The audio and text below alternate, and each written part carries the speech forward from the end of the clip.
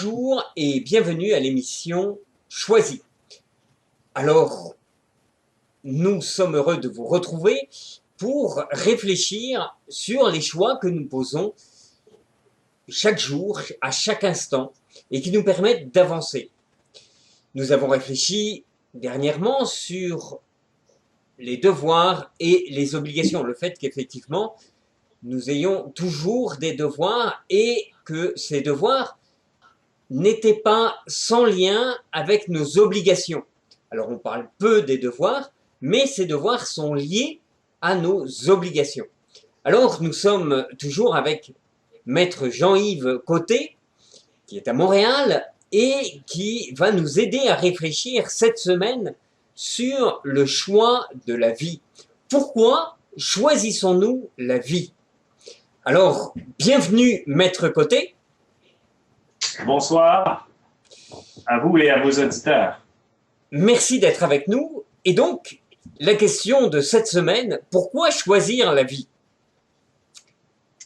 Oui, en fait, la question est importante et elle peut aussi se décliner de différentes façons. Pourquoi la choisir sur une base individuelle et pourquoi aussi sur le plan social, privilégier des choix de vie. Je ne sais pas si vous préférez aborder le tout sous l'angle individuel ou sous l'angle social, mais c'est sûr que cette question... On peut l'aborder des deux points de vue. D'un point de vue, j'allais dire, de la société, on voit que notre société nous permet, sans mettre tous sur un même plan, mais nous permet, par exemple, de rejeter un enfant si jamais effectivement cet enfant n'est pas désiré, si cet enfant n'a pas été voulu, eh bien on peut faire ce que l'on appelle une interruption volontaire de grossesse, ou alors on peut aussi tout simplement en fin de vie, on voit qu'il y a des débats, il y a des réflexions pour savoir si effectivement est-ce que le médecin peut mettre un terme à la vie qui est dite douloureuse. Et puis on voit d'ailleurs que dans certains pays, la vie douloureuse, eh bien, porte à interprétation de manière différente et variée, puisque certaines adolescentes, notamment, après une rupture amoureuse, disent la vie m'est devenue insupportable et ont le droit de mettre un terme à leur vie. Donc, voilà. Oui. Effectivement, je pense que vous, dans votre propos, vous situez bien les deux endroits où la question de la vie, de la défense de la vie est débattue de façon plus vigoureuse ces temps-ci. C'est-à-dire, c'est au tout début de la vie et à la toute fin. C'est-à-dire, au début, c'est la question de l'avortement et à la fin, c'est la question de l'euthanasie. Dans un cas comme dans l'autre, on voit que la personne est en situation de vulnérabilité. Dans le cas de l'avortement, c'est parce que il s'agit d'un fœtus, d'un être humain qui est en formation. Et dans le cas de l'euthanasie, c'est parce que la personne est en perte de ses moyens physiques et à cause de cela, on s'autorise de peut-être porter atteinte au droit à la vie.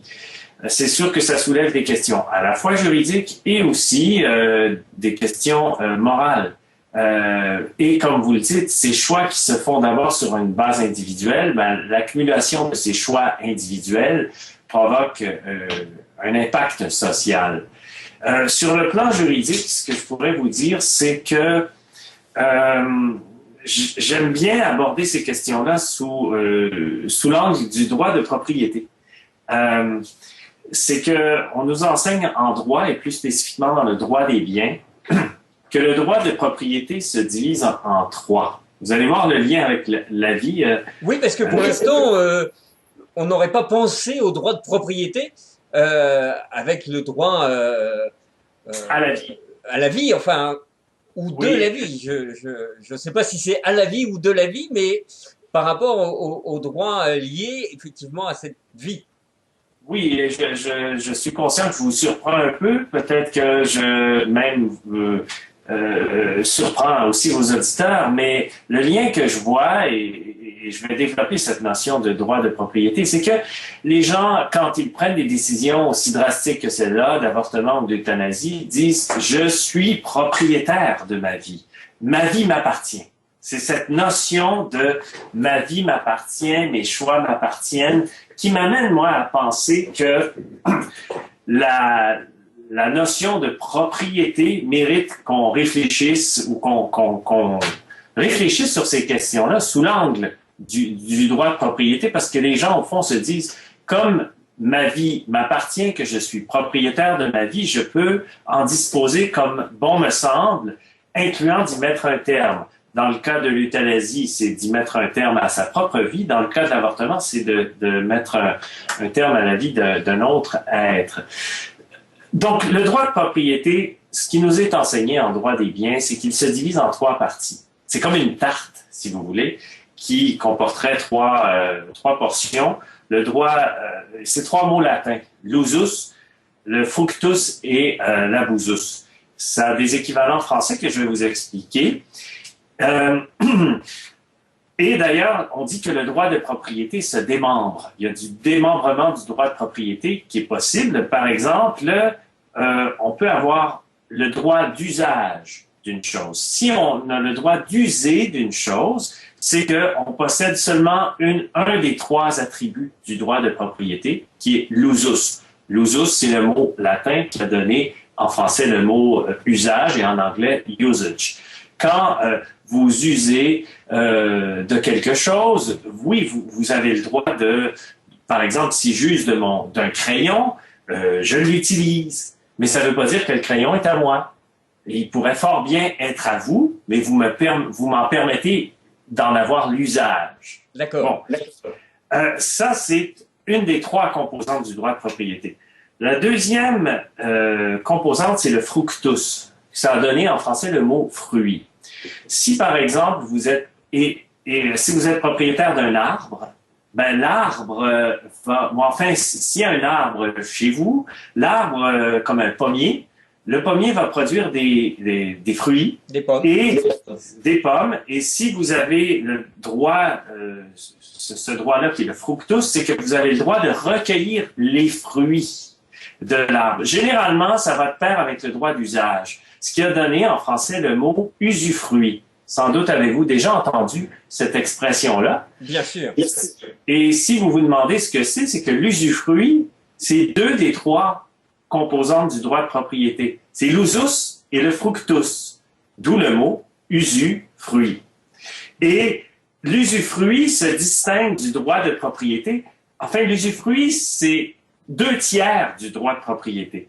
Le 3e tiers est composé d'un droit qu'on appelle l'abusus. L'abusus qui a donné en français, par exemple, le mot abuser.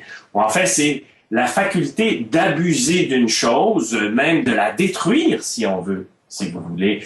Donc, par exemple, si vous êtes usufruitier d'un arbre, du pommier dont je vous parlais, vous avez le droit d'usage. Par exemple, vous pouvez aller à l'ombre de ce pommier pour bénéficier de l'ombre qu'il vous procure. Vous avez le droit, comme usufruitier, d'en cueillir les fruits et même de les vendre. Puis le produit de cette vente-là va vous appartenir. Par contre, comme vous n'êtes que l'usufruitier, vous n'avez pas le droit d'abusus, c'est-à-dire que vous n'avez pas le droit de couper l'arbre. Donc, d'abuser de la chose, dirait-on, au point de la détruire. Donc, si vous êtes, par exemple, dans un contexte immobilier, vous êtes usufruitier d'un immeuble à revenu, d'un triplex ou d'un quadruplex, avec le droit d'usage, vous avez le droit d'habiter l'immeuble à revenu, par exemple, prendre un des 3,5 dans l'immeuble, puis de dire, ben moi, je vais habiter là. Donc, c'est votre droit d'usage. Comme vous êtes usufruitier, vous avez le droit de percevoir les loyers qui proviennent des autres logements, et ça vous appartient. Par contre, vous n'avez pas, en tant qu'usufruitier, vous n'avez que le 2 tiers du droit de propriété. Le 3e tiers, c'est l'abusus, ce qui fait que dans votre cas, vous ne pourriez pas vendre. Ni détruire l'immeuble.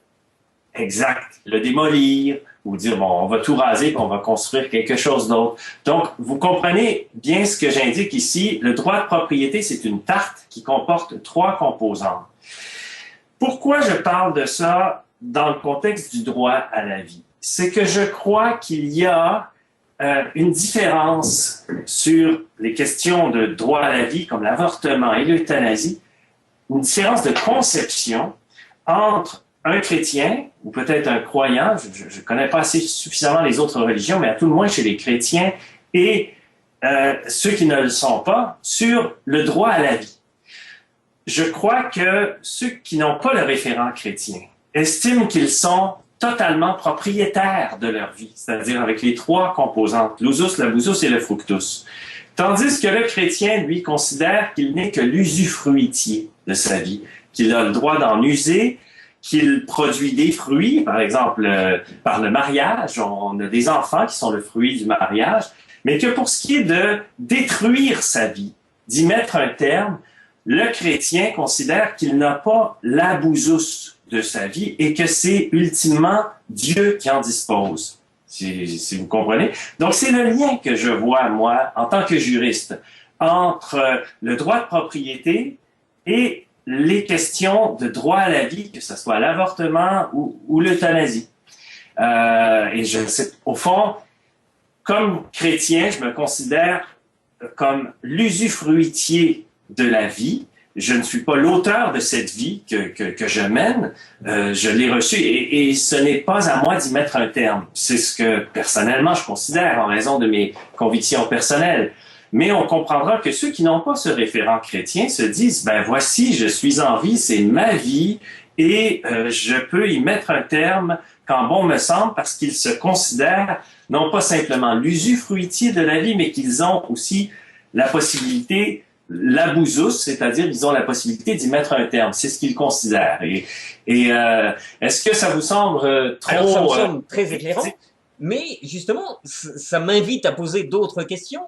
C'est-à-dire que notre société, à l'heure actuelle, on voit bien, est éloignée justement du registre chrétien, puisque, de fait, nos lois permettent d'y mettre un terme. Et... oui. Oui, allez-y, allez-y. Oui, quoique la situation juridique au Canada, prenons la question de l'avortement, par exemple. On parle du droit à l'avortement. Cependant, si vous me demandiez, et je sais que vous aurez le tact de ne pas me le demander, mais si vous me demandiez quel article de quelle loi prévoit le droit à l'avortement, je serais bien embêté de vous répondre. Je vous explique, c'est qu'il n'y a pas une loi qui prévoit de façon positive le droit pour une mère d'interrompre sa grossesse. Il n'y a pas de droit positif dans aucun texte de loi, ni au Québec, ni au Canada. Donc, ce qui est arrivé, c'est que le fait de faire un avortement était autrefois un acte criminel. Donc, il y avait un article dans le Code criminel qui interdisait l'avortement. Et la Cour suprême a déclaré que cet article du Code criminel était inopérant. C'est-à-dire qu'on ne pouvait pas l'appliquer. Donc, il n'a même pas été abrogé, mais il a été déclaré inopérant. Et c'est de là qu'on a conclu que le droit à l'avortement existait. Mais juridiquement, comment ça s'est échafaudé dans l'édifice législatif canadien, c'est que la disposition qui faisait de l'avortement un crime a été déclarée inopérante. Ça a été fait. Mais sur le plan juridique, c'est tout. Et par exemple, on n'a pas, ici au Canada, de limite sur le nombre de semaines pour procéder à une interruption de grossesse. Techniquement, on pourrait même le faire la veille de l'accouchement. Alors que dans d'autres pays, comme la France, c'est limité. Après X nombre de semaines, on ne peut plus procéder à l'interruption de grossesse. Oui, parce qu'en France, il y a un droit positif, alors que là, de ce que je comprends, c'est qu'il n'y a pas de droit positif. C'est juste, est-ce qu'on pourrait dire une c'est que ça a été suspension de droit? Je dirais que c'est que l'avortement a été décriminalisé. Alors, la disposition qui prévoyait que c'était un crime a été déclarée inopérante. C'est ça qui s'est passé. Il y a pas eu un vote de la Chambre des communes ou de l'Assemblée nationale à Québec, la Chambre des communes étant à Ottawa. Il n'y a pas eu un vote de ces assemblées-là, de nos parlements, disant il existe un droit à l'avortement pour les femmes au Québec ou au Canada. Ce n'est pas comme ça que ça s'est passé. C'est plutôt la Cour suprême qui a invalidé cette disposition du Code criminel et le reste a suivi. Ça, c'est la réalité sur le plan juridique. Et il y a un vide au Canada sur le nombre de semaines après, ou un nombre de... Est-ce qu'il y a un nombre maximal de semaines de grossesse après lequel on ne peut pas procéder à un avortement? C'est le cas dans d'autres pays, comme la France que vous évoquiez. Ce n'est pas le cas au Canada, et c'est ce que le cardinal Ouellet, du temps où il était archevêque de Québec, avait dénoncé. Il souhaitait qu'il y ait une loi au Canada pour prévoir un nombre minimal de semaines et un nombre de semaines au-delà duquel il ne serait pas possible de procéder à l'avortement. Alors, c'est ça. Est-ce que ce débat, il me semble que ce débat est un peu enterré, c'est-à-dire que personne, visiblement, dans les discussions qu'il y a pour les élections, etc., ce n'est pas un débat qui a été très poussé. Et ce vide juridique, j'allais dire, c'est un peu un statu quo. Oui, effectivement, et c'est une question qui est peu populaire pour les partis politiques. C'est une question qui est explosive et qu'ils préfèrent ne pas même aborder. Remarquez que il y a certains partis politiques qui s'inspirent du libéralisme ou qui mettent de l'avant la très grande autonomie de la personne et les libertés individuelles, et qui ont pris position sur cette question. Par exemple, je pense que le parti sur la scène fédérale, le NPD, a pris une position, appelons ça pro-choix. C'est le débat des pro-choix et des pro-vie, mais et les pro-vie, disons, ont de la difficulté à se faire entendre dans l'arène politique. Je pense que les pro-choix ont fait des gains et les politiciens ont probablement plus de facilité à s'identifier à la position pro-choix qu'à la position pro-vie. Alors, sans rentrer trop dans les débats politiques, ce qui est pas notre objet ici, notre objet est vraiment de réfléchir aux choix que chacun d'entre nous pose et pas forcément justement au niveau des assemblées, etc. Mais chacun dans notre vie, finalement, on réfléchit à notre vie, aux choix qu'on a à faire, voilà. Et je me posais la question en vous entendant. Une fois que le bébé est né, puisque au Canada on comprend qu'on peut avorter la veille, Techniquement, oui. Techniquement, oui. Et donc, une fois que le bébé est né, etc., et qui commence à grandir, si cet enfant qui grandit se sent malheureux, est-ce que il a le droit, j'allais dire, comme dans certains pays scandinaves ou pays d'Europe, de mettre un terme à sa vie? C'est, à mes yeux, et peut-être à cause de ma déformation professionnelle, je trouve que la question se pose dans les mêmes termes, pour moi en tout cas, que ce que j'évoquais tout à l'heure avec le démembrement du droit de propriété entre les trois composantes, l'usus, l'abusus et le fructus. Et comme chrétien, si je me considère non pas comme le propriétaire de ma vie avec ces trois composantes, mais uniquement comme l'usufruitier de ma vie, c'est-à-dire que j'en ai l'usage et j'ai le droit d'en tirer des fruits, que ce soit des fruits charnels comme avoir des enfants ou des fruits économiques, de produire des revenus pendant ma vie de travail. Mais que la troisième composante du droit de propriété, qui est l'abusus, le droit de disposer de la chose. En fait, c'est ça. Juridiquement, l'abusus, c'est le droit de disposer de la chose, ce qui inclut la faculté de la détruire. Si on considère comme chrétiens que nous n'avons pas le droit d'abouzos ou le droit de disposer de notre vie, à ce moment-là, ça va nous guider aussi bien pour le début de la vie, c'est-à-dire la question de l'avortement, que la fin de la vie, qui est la période où se soulève la question de l'euthanasie, que pendant la vie même, quand on traverse des périodes difficiles, la notion du suicide. La question, à ce moment-là, a l'avantage de se poser dans les mêmes termes. C'est-à-dire, est-ce que j'ai le droit de disposer de ma vie? Et le chrétien, à cette question, il répond non. Je n'ai pas le droit d'en disposer au tout début, lors de la grossesse, ni de la mienne, ni d'une autre vie. Lorsque j'arrive au terme de ma vie, même si je souffre sur le plan de la santé, que je décline, je n'ai pas le droit de mettre un terme à ma vie. Le chrétien va considérer que sa vie est entre les mains de Dieu et que c'est que c'est Dieu qui a choisi du moment où cette vie-là a émergé et que c'est à Dieu de décider du moment où cette vie va s'éteindre, tout le moins sur le plan terrestre. Juste une parenthèse, ce que vous dites est vrai non seulement des chrétiens, mais par exemple aussi d'autres philosophies comme le bouddhisme.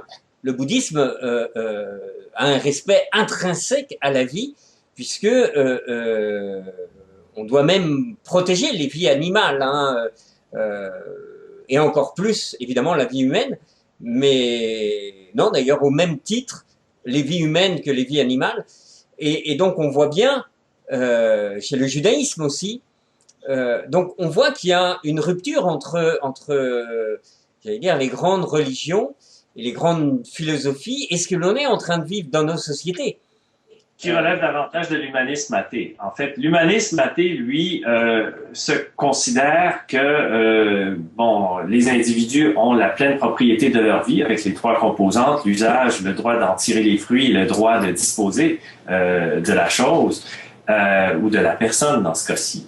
Et je crois donc que ces questions, cette plus grande ouverture vis-à-vis de l'avortement, de l'euthanasie ou du suicide, c'est probablement ça va de pair avec une idéologie ou une philosophie d'humanisme athée. Parce que comme vous le dites, je pense que dès le moment où on introduit un référent